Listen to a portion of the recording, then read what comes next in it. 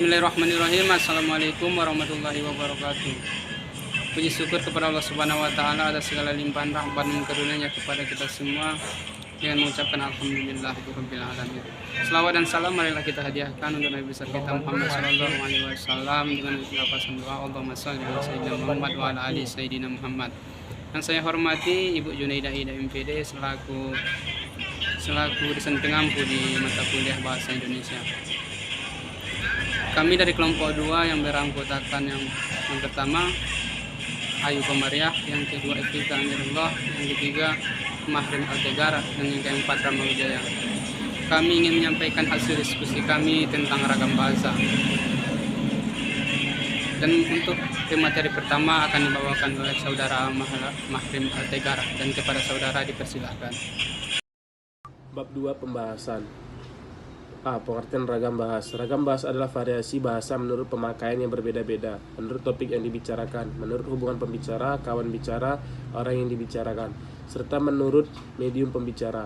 Ragam bahasa yang oleh penuturnya dianggap sebagai ragam yang baik, yang biasa digunakan di kalangan terdidik, dalam karya ilmiah atau karangan teknis perundang-undangan, di dalam suasana resmi, atau di dalam surat menyurati resmi, seperti surat dinas, disebut ragam bahasa baku atau ragam bahasa resmi.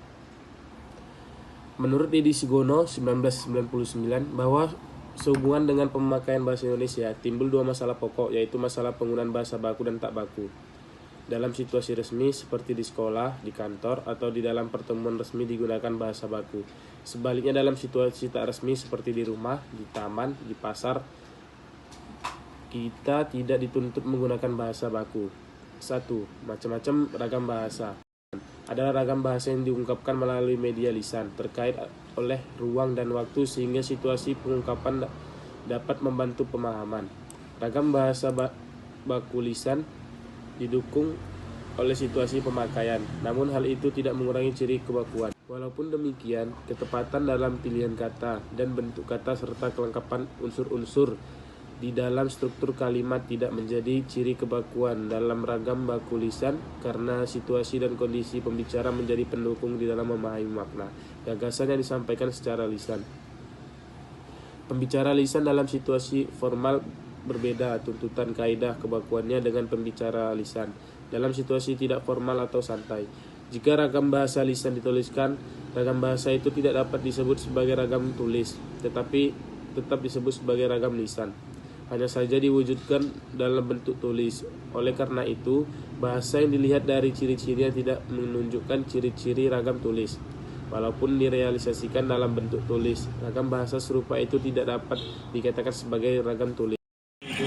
Terima kasih kita ucapkan kepada saudara Mahrim Al-Tegar. Dan untuk materi yang kedua akan dibawakan oleh saudari kita Ifrita Amirullah. Kepada saudari dipersilakan. Ciri-ciri ragam lisan: 1. Memerlukan orang kedua tentu membicara, yang kedua tergantung situasi, kondisi, ruang dan waktu, yang ketiga hanya perlu intonasi dan bahasa tubuh, yang keempat berlangsung cepat, yang kelima sering dapat berlangsung tanpa alat bantu, yang keenam kesalahan dapat langsung dikoreksi, yang ketujuh dapat dibantu dengan gerak tubuh dan mimik wajah serta intonasi. Yang termasuk dalam ragam lisan diantaranya pidato, ceramah, sambutan, berbincang-bincang, dan banyak lainnya. Semua itu sering digunakan kebanyakan orang dalam kehidupan sehari-hari, terutama ngobrol dan berbincang-bincang, karena tidak diikat oleh aturan-aturan, cara penyampaian seperti halnya pidato ataupun ceramah. Ragam bahasa tulis. Ragam bahasa tulis adalah bahasa yang dihasilkan dengan menempatkan tulisan dengan huruf sebagai unsur pada dasarnya. Dalam ragam tulis, kita berurusan dengan tata cara penulisan atau ejaan.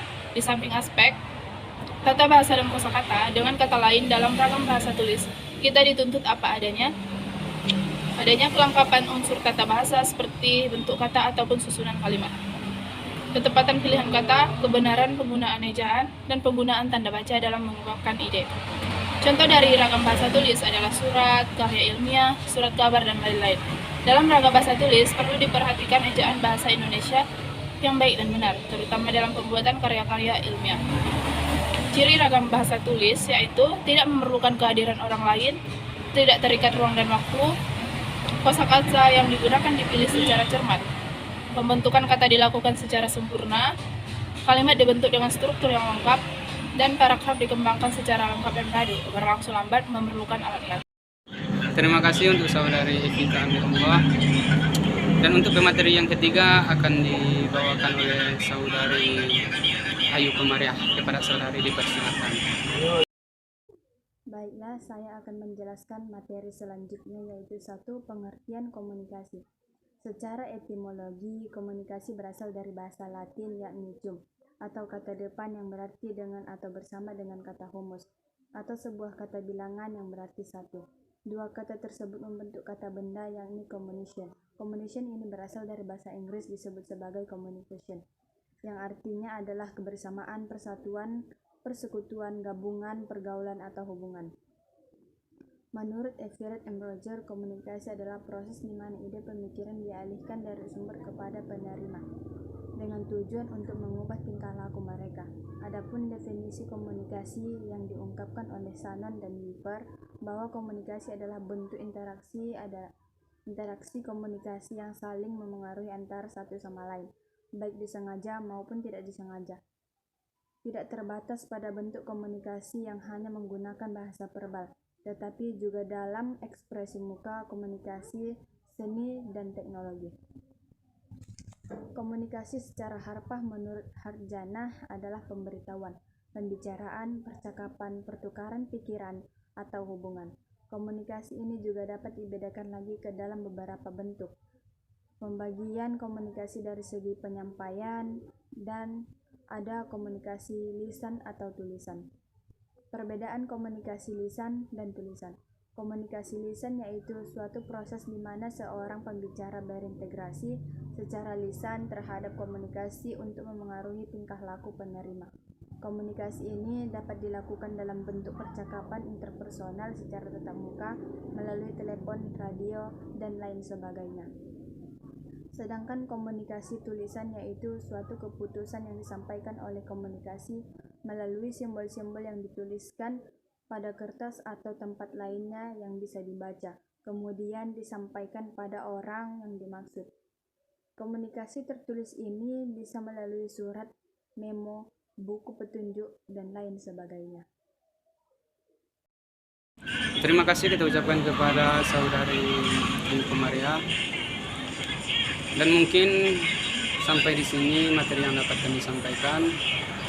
Kami dari kelompok 2 mohon maaf atas segala kekurangan, dan kami akhiri. Assalamualaikum warahmatullahi wabarakatuh.